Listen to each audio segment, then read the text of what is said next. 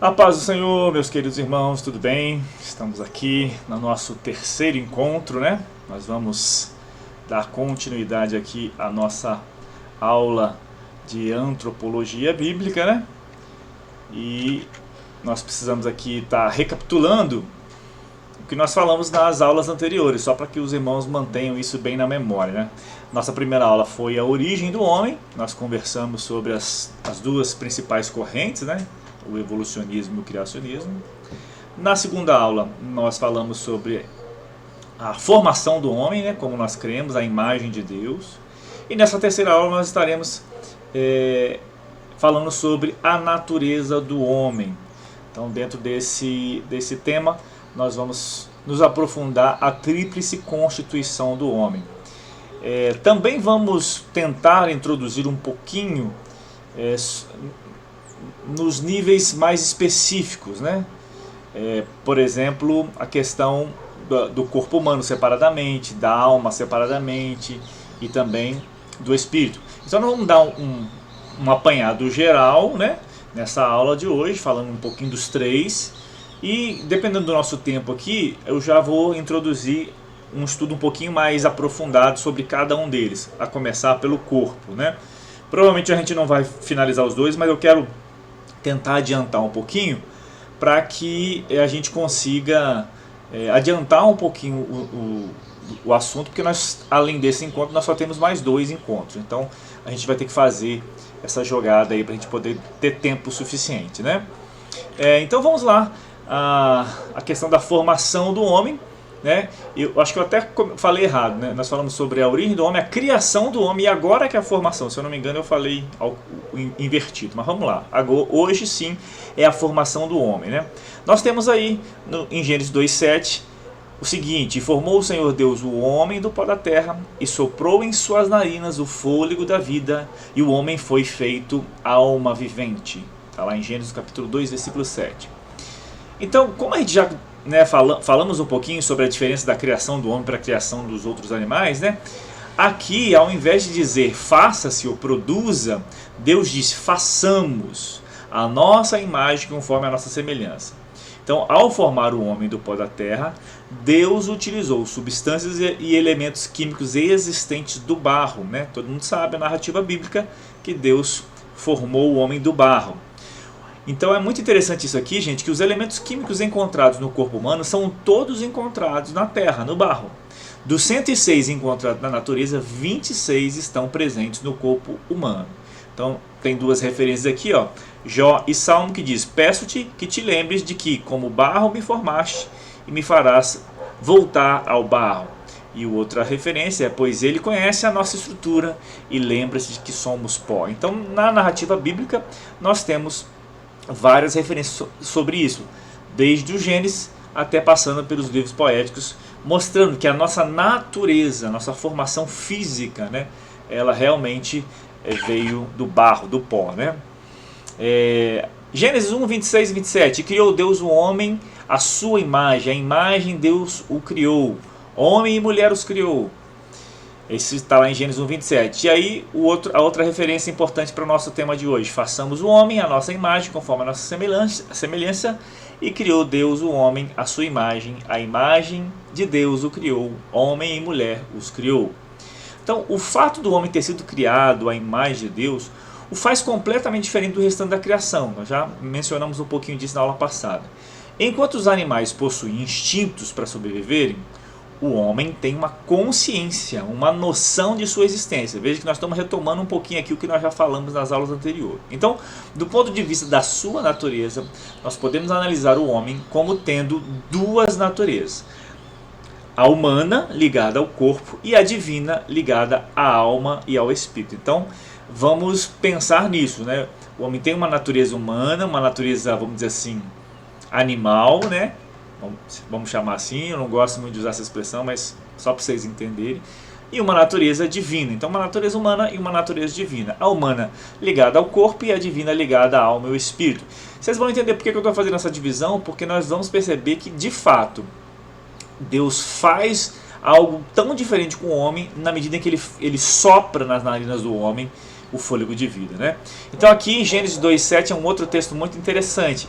Eu botei entre parênteses aqui a identificação desses elementos, né, que compõem quem nós somos, né? O corpo, a alma e o espírito. Então, ó, formou Deus o Senhor do pó da terra, o corpo. Soprou nas suas narinas o fôlego de vida, o espírito. E o homem foi feito alma vivente, a alma. Veja que aqui nesse texto a gente já consegue identificar essas três dimensões que compõem o homem. Então, Deus formou o homem do pó da terra e em seguida soprou o fôlego de vida em suas narinas, né?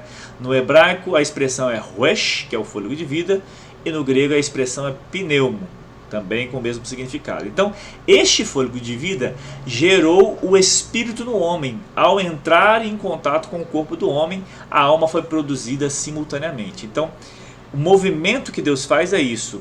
Quando sopra a sua essência no homem, né, o seu espírito no homem, cria o espírito do homem. E essa junção do corpo e do espírito faz surgir a alma, faz produzir a vida. Então, eu quero que vocês entendam esse processo, porque esse processo faz toda a diferença para a gente entender quem nós somos diante de todo o restante da criação. Nós temos algo a mais do que o restante da criação, né? Então, ao soprar no homem o fôlego de vida, Deus o fez alma vivente, ou seja, um ser que tem vida. Neste sopro, o Criador infundiu no interior do homem sua parte espiritual, constituído o princípio vital que o anima. Então veja que essa parte espiritual só o homem tem, porque Deus é espírito e quando Deus nos cria a imagem e semelhança, Ele cria uma dimensão espiritual no homem que não existe em nenhum outro animal, né? Então a palavra original para a vida é Shai e está no plural. Sendo assim, o sopro de Deus produziu uma vida dupla no homem, a vida da alma e a vida do espírito. Então, veja que a Bíblia chama ele de alma vivente, mas nós temos um espírito vivente também, né? Se é que a gente pode chamar assim, né? Obviamente, o espírito é a vida em si, né? O fôlego de vida em si. Então, podemos concluir que o homem é composto de duas naturezas, a natureza humana e a natureza divina. Então, é muito importante aqui vocês entenderem esse processo de formação do homem. Como é que Deus, diferente dos demais animais, quando ele dá ordem apenas para a natureza, que a natureza produz os animais, que produz as aves, que os mares produzem os peixes. Não, quando Deus vai criar o homem, ele diz, façamos o homem conforme a nossa imagem. Então ele forma do barro, né, vamos dizer, aquele boneco. Quando ele sopra no homem o fôlego de vida, aquele boneco é animado, se torna, surge o ânimo nele, surge a vida nele, né? A Bíblia diz que ele passa a ser uma alma vivente. Então, a alma é a combinação do corpo e do espírito do homem. Então essa combinação é que faz surgir a alma vivente. Então, é o princípio da vida que Deus deu dentro do homem. Então, este fôlego de vida vem do Senhor, vem da criação. Então, a vida vem diretamente de Deus. No caso dos animais, Deus dá a ordem e a vida surge.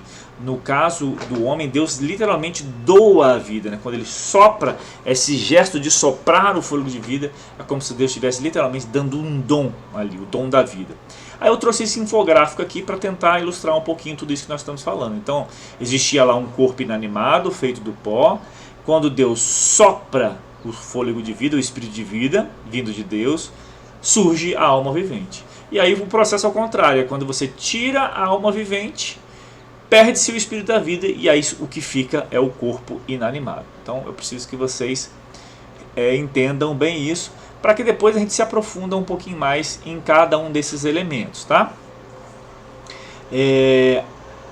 Nós temos duas linhas principais, tem uma terceira que é pouco usada, mas as duas linhas principais das teologias que são mais aceitas é a dicotomia e a tricotomia. Então são duas interpretações que são mais aceitas entre os teólogos. A outra seria o unitarismo, que seria uma parte apenas, né? O homem é um todo, não existe outra parte no homem que após a sua morte continua vivendo. O homem é como os animais, não possui a alma imortal, morreu, acabou. Então esse seria o unitarismo, mas isso é pouco aceito entre os teólogos e até é mais aceito por quem é ateu, né?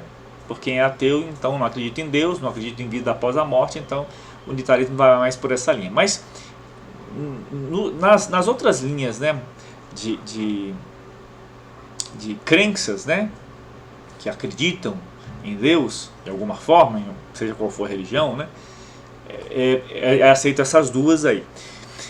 E se a gente olhar esse versículo aí, ó, Gênesis 2,7, e formou o Senhor Deus o homem do pó da terra e soprou em suas narinas o fôlego de vida, e o homem foi feito alma vivente.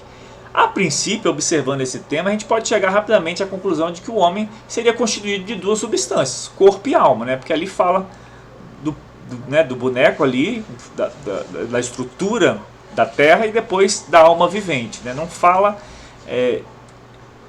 não tem a expressão espírito, apesar de que o sopro nas narinas significa isso. Mas olhando, né, de forma bem rápida, a dicotomia faria um pouco de sentido aqui, né?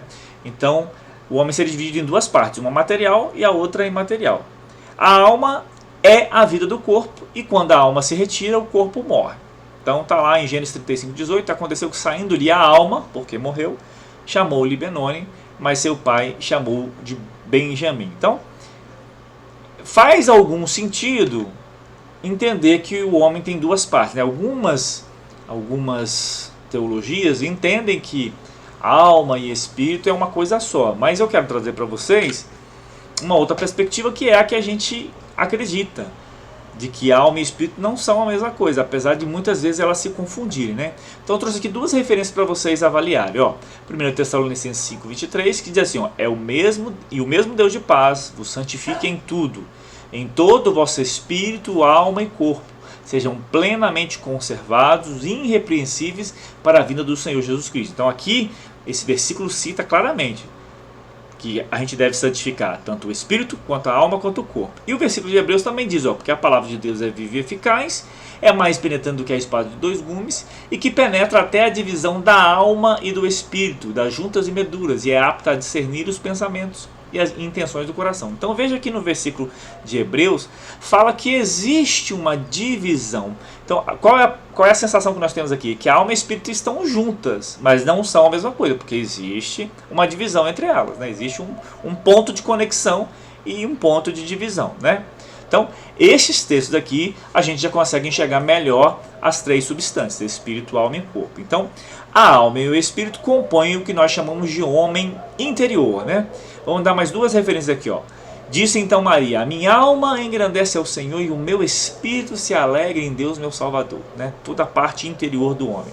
E 2 Coríntios 4 diz, ó, por isso não desfalecemos, ainda que o nosso homem exterior se corrompa, o interior, contudo, se renova de dia em dia. Então, essa é a nossa crença, de que realmente o homem possui três partes.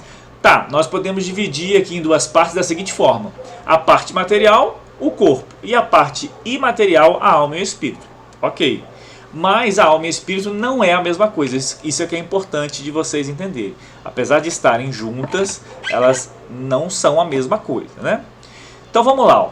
Vamos seguir aqui um pouquinho nas referências bíblicas. Vou ler aqui um versículo de 1 Reis e um versículo de Ezequiel. E o Senhor ouviu a voz de Elias, e a alma do menino tornou a entrar nele e o reviveu. E agora Ezequiel disse, profetizei com ele e deu ordem. Então o Espírito entrou nele e viveram, e puseram-se em pé um exército grande e extenso. Veja que há duas referências aqui, em que uma a alma entra e volta a viver, né?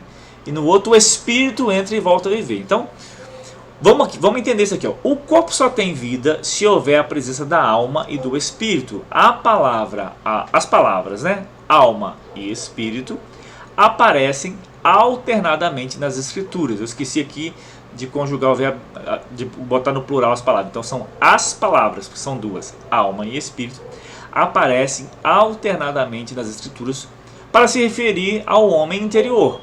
Ambas interpretações são aceitas se analisadas corretamente, pois o espírito e a alma compõem a parte imaterial do homem. Então, essa ideia de dicotomia ou tricotomia, elas sempre vão estar aí nesse limiar, né? Qual que está certo, qual que está errada. Porque, na verdade, dependendo da forma que você interpretar, você pode dizer que o homem é dicotômico ou tricotômico. Se eu disser que o homem é dicotômico, dizendo que uma parte dele é a parte exterior que é o corpo, e a parte interior, a alma e espírito, não está de todo errado. E se eu disser que o homem é composto, é tricotômico, porque a parte interior é o corpo e a parte exterior é a alma e o espírito também.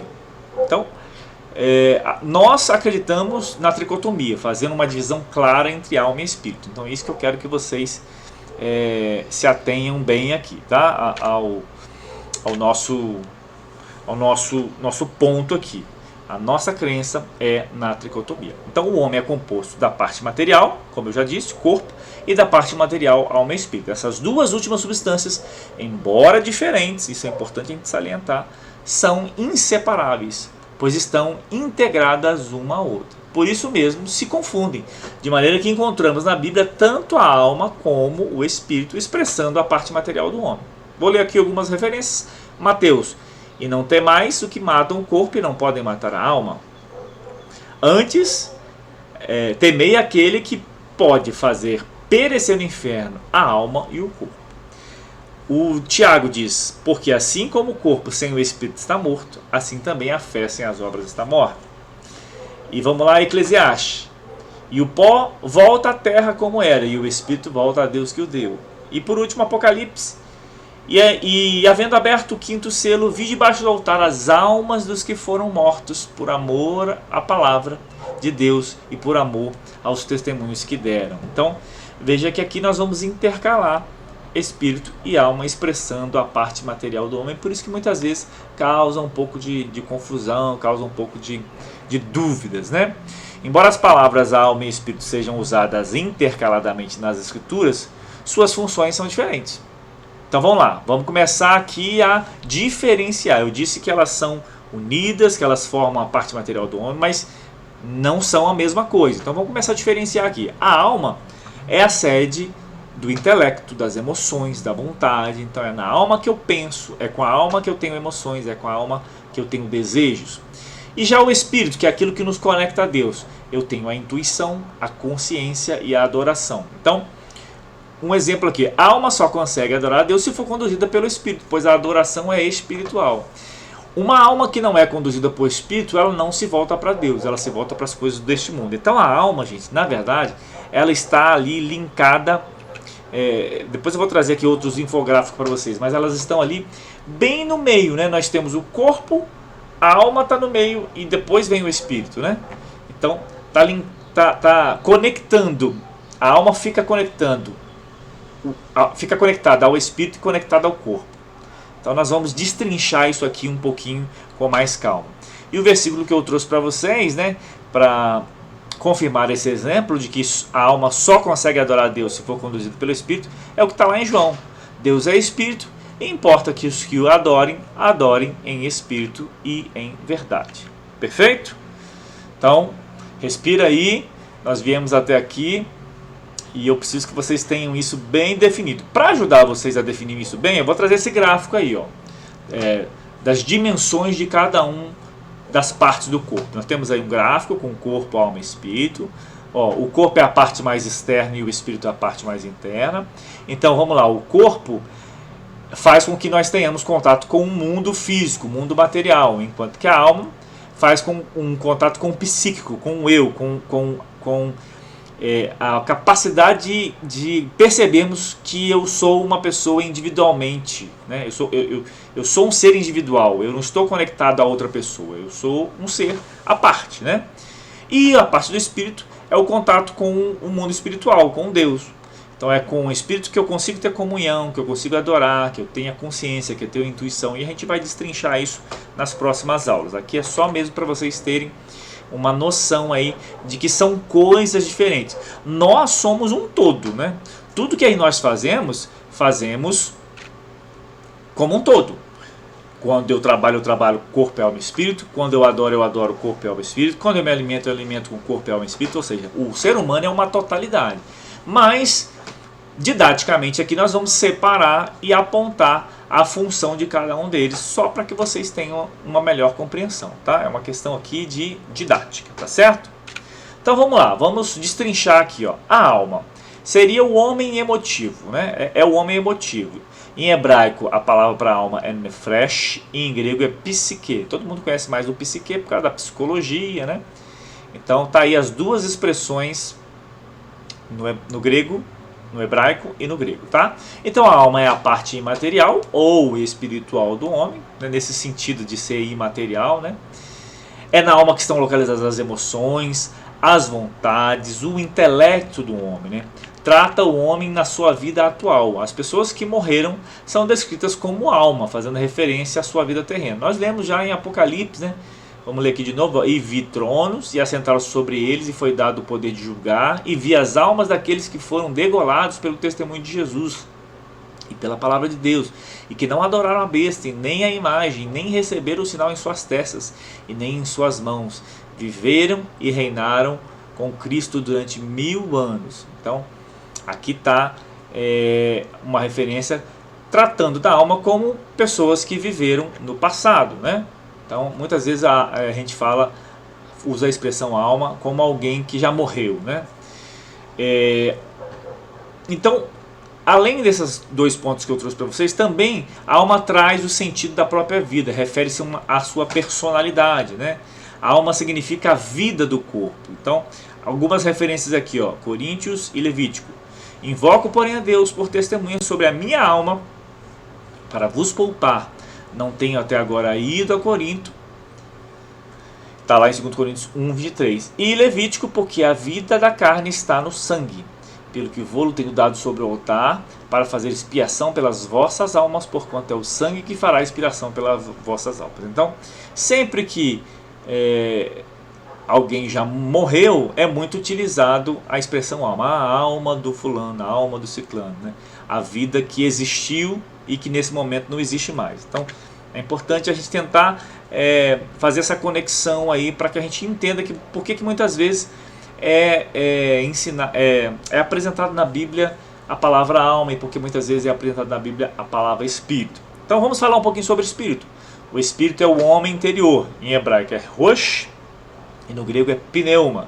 Então, quando nós estudamos pneumologia, estamos estudando o Espírito Santo, né?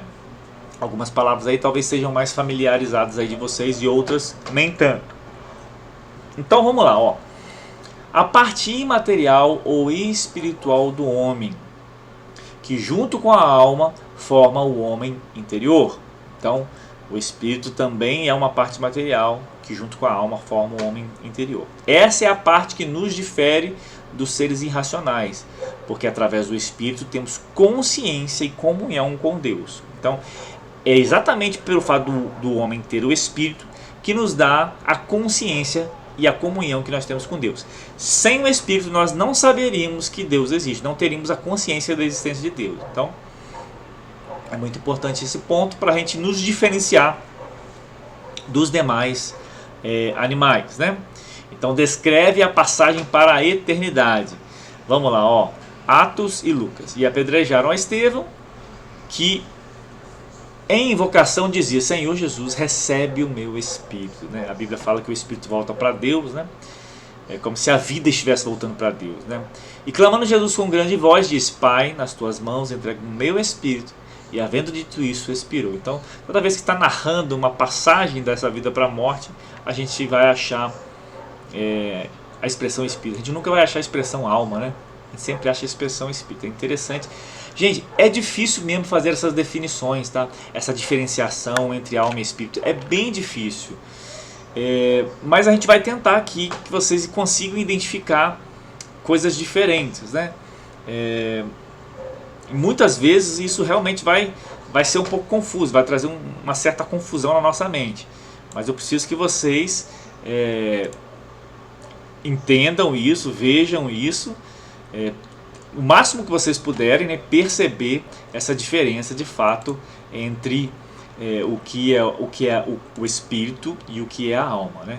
Eu sei que muitas vezes isso vai trazer uma certa confusão, mas eu preciso que vocês entendam isso bem. Vamos falar mais um pouquinho então do espírito? Paulo descreve a luta entre a carne, a natureza pecaminosa, e o espírito, porque provém de Deus. Então, aqui literalmente vocês conseguem distinguir. É fácil distinguir, gente, alma e espírito do corpo, né? Mas é difícil distinguir a alma do espírito. Então, vamos pensar aqui, nós estamos centrados no espírito, né? É a parte que nos liga a Deus. Então, essa é uma luta travada, né? Entre o espírito e o corpo. O corpo é a natureza pecaminosa, enquanto que o espírito provém de Deus, né? Então, vamos nos concentrar isso aqui, que isso é muito importante para a gente entender esse processo aqui, essa diferenciação entre um e outro, tá? Vamos lá. Paulo descreve a luta entre a carne, natureza pecaminosa, e o espírito que provém de Deus. Está lá em Gálatas 5,17, porque a carne cobiça contra o espírito e o espírito contra a carne, e estes opõem-se um ao outro para que não façais o que quereis. Quando alguém é arrebatado fora do corpo, se descreve como estando em espírito. As duas referências que eu trouxe para vocês aqui estão em Apocalipse. Levou em espírito a um grande alto monte e mostrou a grande cidade, a Santa Jerusalém, de Deus, que descia do céu. E depois a outra passagem é: e logo foi arrebatado no espírito, e eis que um trono estava posto no céu, um assentado sobre o trono. Então essas são duas referências mostrando que sempre que há uma experiência de arrebatamento, né, ela acontece no espírito. Então falamos um pouquinho da alma, falamos um pouquinho do espírito, vamos falar agora um pouquinho do corpo. E talvez a gente se estenda um pouquinho mais sobre o corpo, porque ainda que eu tenha passado bem rápido sobre alma e espírito, as duas últimas aulas, né, a próxima aula, que seria a penúltima, e a última aula, nós vamos nos ater só à alma e ao espírito. Então nós vamos ter uma aula só de alma, que a gente vai destrinchar um pouquinho mais, e nós vamos ter uma aula só de espírito, que nós vamos destrinchar um pouco mais. Então, aqui eu estou só fazendo uma apresentação, né? Falamos rapidamente sobre o espírito, falamos rapidamente sobre a alma, e agora vamos falar sobre o corpo. Só que eu vou aproveitar, né, o nosso tempo aqui e vou tentar esticar um pouquinho mais sobre o corpo, porque aí nós já adiantamos, né? Senão vai ficar pouco tempo para a gente falar depois especificamente. Eu vou tentar deixar as duas últimas aulas só para a gente falar sobre a alma e o corpo. Então vamos lá. Vamos falar um pouquinho aqui sobre o corpo, né? O corpo é o homem exterior, né? A parte material do homem. É a parte que coloca a alma em contato com o mundo exterior, através dos 5 sentidos. Da visão, da audição, do tato, do paladar e do olfato, né? Tá aí mais um gráfico para vocês. E aqui é bom a gente salientar aqui, como a gente fez com a alma, com o espírito, de que as palavras em hebraico, né? E em grego, né? Hebraico é bassar e grego soma. Você já deve ter ouvido, por exemplo, falar das doenças psicossomáticas, né? A gente aprendeu lá que a alma é a psique e o corpo é o soma. Então, doenças psicossomáticas são doenças que têm a ver com a alma e com o corpo. Às vezes começa na alma e reflete no corpo. Então, essas expressões é bom vocês irem se familiarizando aí com elas, porque elas vão ser recorrentes aí nas nossas aulas. Então, vamos lá, ó.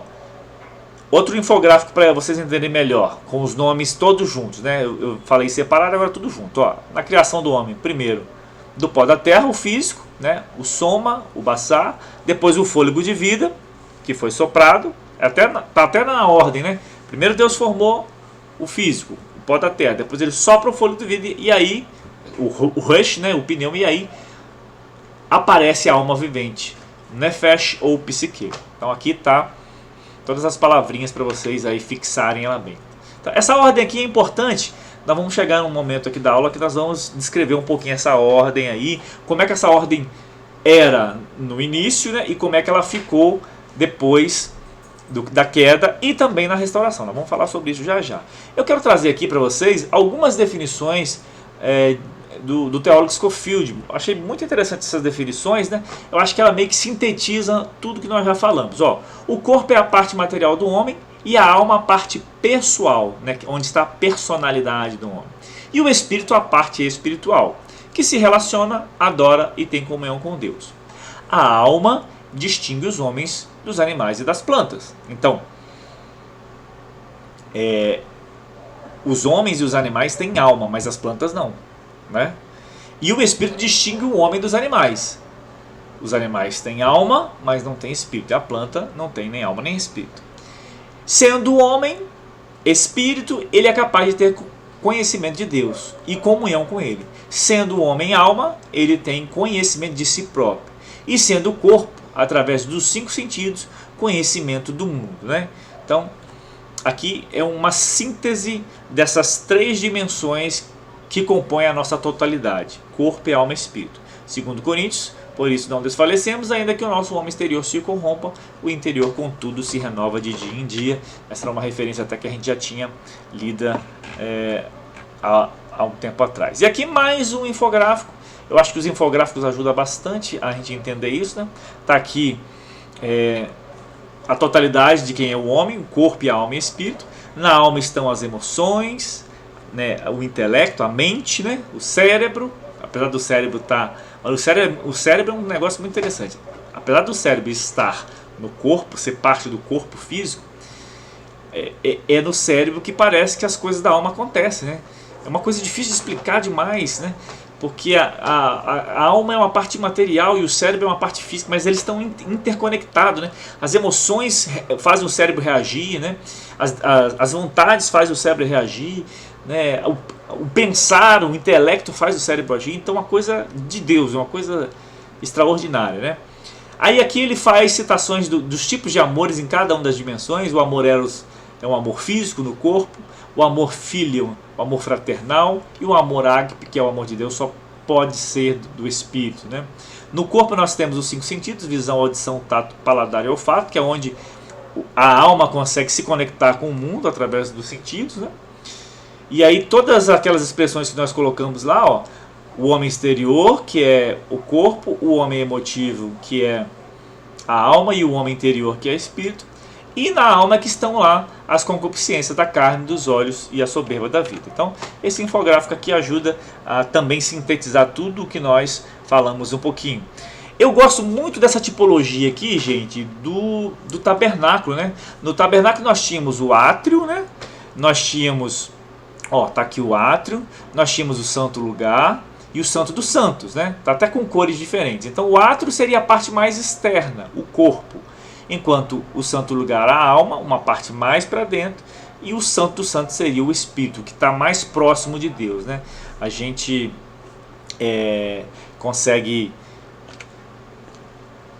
Quem estudou um pouquinho lá, né, o tabernáculo, né, vê que o Santo dos Santos era o lugar que estava a presença de Deus, né?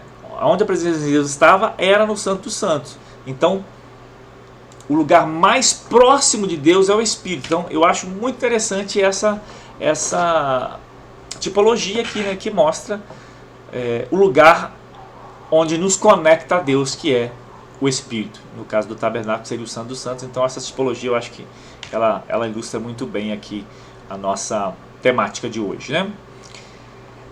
Aqui é aquela ordem que eu falei para vocês, a ordem da criação. Primeiro Deus faz o corpo, sopra o Espírito e se torna alma vivente. Após a queda, e é o que nós estamos vendo nesse momento, nós temos uma inversão aí. A alma é que comanda o corpo, né? Então, se o espírito está mortificado, a alma comanda, e a alma é onde age a natureza pecaminosa. E na restauração, o que vai prevalecer será o espírito, né? A alma ficará subjugada e o corpo será transformado. Então, essa também é uma boa ilustração para a gente apresentar aqui para vocês.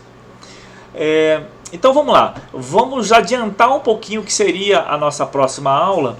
Eu vou adiantar aqui um pouquinho. Lembra lá na primeira aula que eu tinha separado em 6 aulas, mas como serão apenas 5 encontros, né?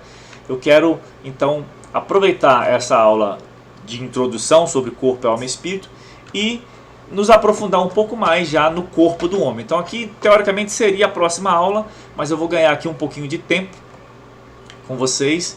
Essa seria a 4ª aula, né? Só que como nós temos só 5 aulas, eu vou fazer essa 4ª aula aqui junto, para que depois, na minha programação, o que seria a 5ª, o que seria a 6ª, fica para as 2 últimas aulas. Estou só adaptando aqui a divisão que eu havia feito nas aulas presenciais para essa aula remota, para a gente poder ganhar um pouquinho de tempo, tá? Então vamos lá, o corpo do homem. Vamos falar um pouquinho sobre o corpo do homem, vamos nos ater um pouquinho a esse tema. Na constituição tripartida do ser humano, o corpo tem um papel importante, pois é através dele que a alma se integra com o mundo exterior. Então, o homem, através do corpo, é senhor de si mesmo, mas também Senhor do mundo à sua volta. Então, está lá em Gênesis 1:28. E Deus os abençoou e diz: frutificai, multiplicai, enchei a terra, subjugai-a, dominai-a sobre os peixes do mar, e sobre as aves do céu, e sobre todo o animal que se move na terra. Então, é pelo corpo que o homem pode alimentar-se, reproduzir-se, comunicar-se, divertir-se, aprender, ensinar, dominar, trabalhar, cultuar e adorar. Tudo que nós fazemos, gente, nós fazemos pelo corpo, né? É difícil a gente separar uma coisa da outra, né? É muito difícil a gente separar uma coisa da outra. Mas tudo que eu faço no corpo. Mas quando eu estou dizendo isso, tudo que eu faço no corpo, significa que a minha alma não está, que o meu espírito não está? Obviamente que não. Eu faço tudo com o corpo, mas a minha alma e o meu espírito estão junto, né? Então, isso é muito importante a gente entender aqui. Nós, quando fazemos as coisas, fazemos todas elas juntas. Fazemos no corpo, fazemos na alma e fazemos no espírito, certo? Então, é através do corpo que o homem se comunica com o mundo exterior, né? A alma se utiliza do corpo para... Então, veja que o corpo tem uma importância muito grande. Então, é mediante o corpo que o homem é um ser social, um ser religioso. Então, como é que eu pratico a minha religião? Eu preciso do corpo, né? Não é só o meu espírito que vai, meu corpo está junto. Então, é mediante o corpo, é através do corpo que o homem se relaciona uns com os outros, tem comunhão uns com os outros e também comunhão com Deus. É pelas expressões do corpo que identificamos seus sentimentos, como por exemplo alegria, tristeza, ira, sono, calma, entusiasmo, rancor, né, mágoa, entre tantos sentimentos. Então, quando a gente olha para uma pessoa, a gente consegue muitas vezes identificar se a pessoa está cansada, se a pessoa está empolgada, se a pessoa está triste, se a pessoa está alegre, se a pessoa está num estado assim deprimido, né? Tudo isso a gente consegue ver através... Existe até ciências, né, que estudam gestos, né, a forma como a pessoa se expressa, como ela sorri, como ela pisca o olho, como ela balança, se movimenta, né? Tudo isso as pessoas conseguem descrever a personalidade da pessoa, ou se a pessoa está falando a verdade ou mentira. Existe ciência para tudo, né? Tem aí um canal super famoso na internet que chama o Metaforando, né? Que ele consegue fazer essa análise, né? É uma, entre aspas, uma ciência, né? Então, a Bíblia diz que o coração alegre aformoseia o rosto, mas pela dor do coração o espírito se abate. Então, isso aqui é uma ilustração de que, de fato, se reflete no corpo aquilo que nós estamos vivendo, né? Gênesis diz: irou-se Caim fortemente, descaiu-lhe o semblante. Então, quando a pessoa está irada, quando a pessoa está nervosa, a gente consegue perceber pela fisionomia, né? E será por meio dele que as suas obras serão um dia aprovadas ou reprovadas diante de Deus. Então, isso aqui é muito interessante. 2 Coríntios 5:10. Porque todos devemos comparecer ante o tribunal de Cristo, para que cada um receba segundo o que ele tiver feito por meio do corpo, ou bem ou mal. Então veja, é pelo corpo que nós fazemos aquilo que agrada a Deus ou não. Então, o corpo é responsável por tudo que nós fazemos, né? No Salmo 139, esse salmo é muito lindo, né? Eu quero ler aqui um trechinho para vocês, porque ele diz muito de quem nós somos, né? Diz assim: eu te louvarei porque de um modo assombroso e tão maravilhoso fui feito. Maravilhosas são as tuas obras e a minha alma sabe muito bem. Os meus ossos não te foram encobertos quando no oculto fui feito e entretecido nas profundezas da terra. Os teus olhos viram o meu corpo ainda informe. E no teu livro todas essas coisas foram escritas, as quais em continuação foram formadas, quando nem ainda uma delas havia. Olha só que interessante, né? Então, diferente do que declara a teoria da evolução, a declaração acima mostra que a origem da vida, do corpo, do homem e da inteligência não foi um acidente sem propósito. Foi algo criado, projetado por Deus. Hoje, com o avanço da ciência, nós podemos conhecer melhor a grandeza e a perfeição e o maravilhoso funcionamento do corpo humano, as obras da mão de Deus. Então, gente, quem tem a oportunidade de estudar a parte de humanas, tem que estudar anatomia, né? A parte de saúde, principalmente, tem que estudar anatomia. Olha, o cara que é crente, ele consegue compreender que só dá para ser Deus para ter feito todas essas coisas. É uma coisa tão complexa, tão organizada, nada pode sair do lugar, gente. Né? Uma substânciazinha, uma célulazinha que fica mal formada, né, traz uma desorganização para o corpo, né? Pode gerar uma doença, pode gerar um sintoma. Então, é por Deus, é por Deus. E aí eu quero falar um pouquinho com vocês sobre isso, sobre essa organização do corpo humano. Olha só que interessante, ó. O esqueleto humano é a estrutura que sustenta os músculos e protege os órgãos internos e permite fazer inúmeros movimentos. Nós temos no nosso corpo 206 ossos. Você já viu o coração, gente? Que interessante. O coração ele está numa caixa protegida, né? As costelas, né, protegem o coração, que é uma das partes vitais, como se fosse realmente um escudo, né? Então, cada ossinho que nós temos tem uma importância. Quebra um dedinho para você ver se o ossinho não faz falta. Você vai pegar alguma coisa, está faltando o apoio ali do dedinho, né? Outra característica importante aqui do corpo: o cérebro humano tem 1 trilhão de células nervosas. Seus sinais trafegam ao longo dos nervos a até 360 km por hora. Então veja a velocidade, né, que essas células se movimentam ao longo dos nervos. Então todos os nosso corpo nós temos células e elas se movimentam o tempo todo. É produzido 200 hormônios diferentes que regulam o funcionamento do corpo. Qualquer um desses 200 hormônios que faltar ou que sobrar, que desorganizar, traz transtornos gigantescos, né? Tanto é que em determinadas fases da vida é muito provável que os homens e mulheres precisam fazer, por exemplo, uma reposição hormonal, porque a falta do hormônio, a diminuição do hormônio causa outros problemas de saúde.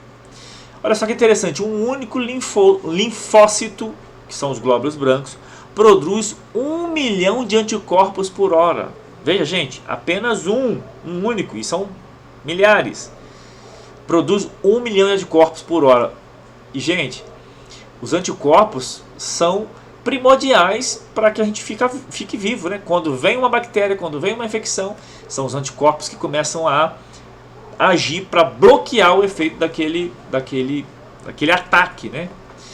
E para terminar aqui, nessa rápida explanação da grandeza do que é o corpo humano, uma pessoa tem 2,5 milhões de glândulas sudoríparas. O nariz humano tem 50 milhões de células receptoras. Então veja que é muita coisa, né? Nós estamos aqui dando pincelando algumas coisas do corpo humano, mas o corpo humano é um verdadeiro espetáculo. Tudo funciona perfeitamente bem.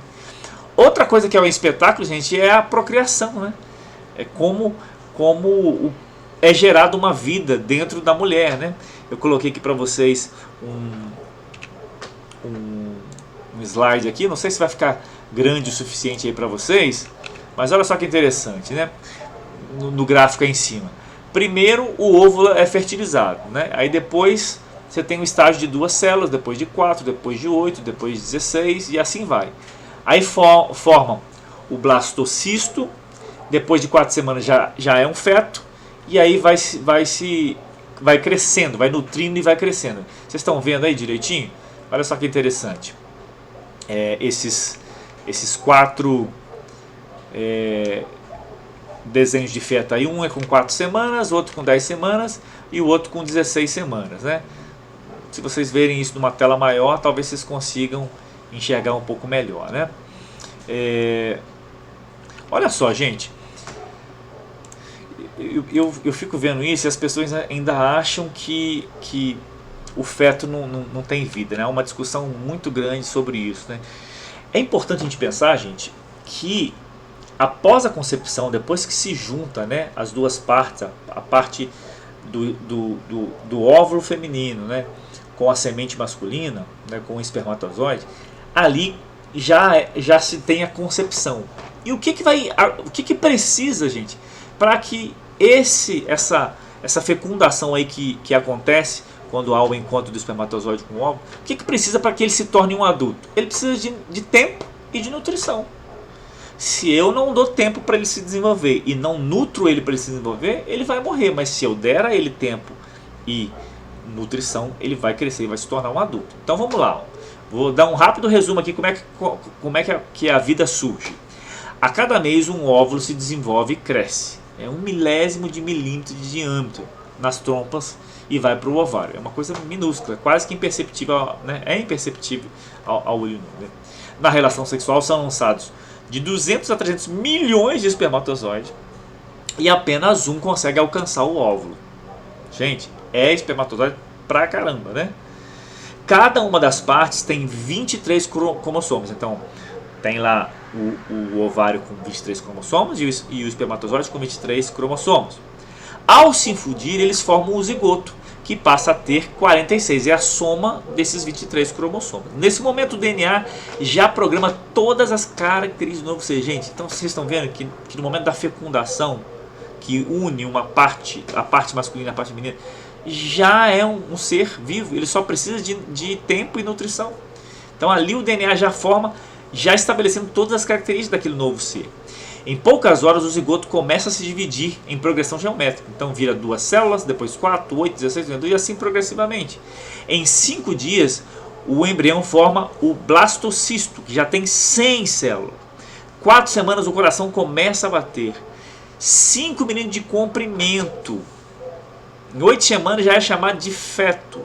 2,5 centímetros. E os membros já podem ser identificados. Gente, em 2,5 centímetros o feto, os membros já começam a ser identificados. Então como é que alguém pode dizer, gente, que aquilo ali é um amontoado de células? Ali já existe vida. Ela só precisa de tempo e de nutrição. Agora, depois da gente tratar da extraordinária forma como um novo ser surge, nós precisamos refletir também sobre a existência humana, né? É tão maravilhoso, mas ao mesmo tempo nós somos um sopro, né? Esses dias, com a morte lá da cantora, né? Todo mundo postou muito, a vida é um sopro. De fato, a vida é um sopro, né? Olha o que diz lá em Jó, depois em Salmos, depois em Tiago. Ó. Porque nós somos de ontem, e nada sabemos, porquanto nossos dias sobre a terra são como as sombras. Um dia está aqui, e é só o sol ir embora que não estamos mais. Né? Quanto ao homem, os seus dias são como a erva, como a flor do campo. Assim floresce, passando por um vento e logo vai, e o seu lugar não está mais conhecido. E por último, digo-vos que não sabeis o que acontecerá amanhã, porque o que é a vida? A vida é um vapor que aparece um pouco e depois se desvanece.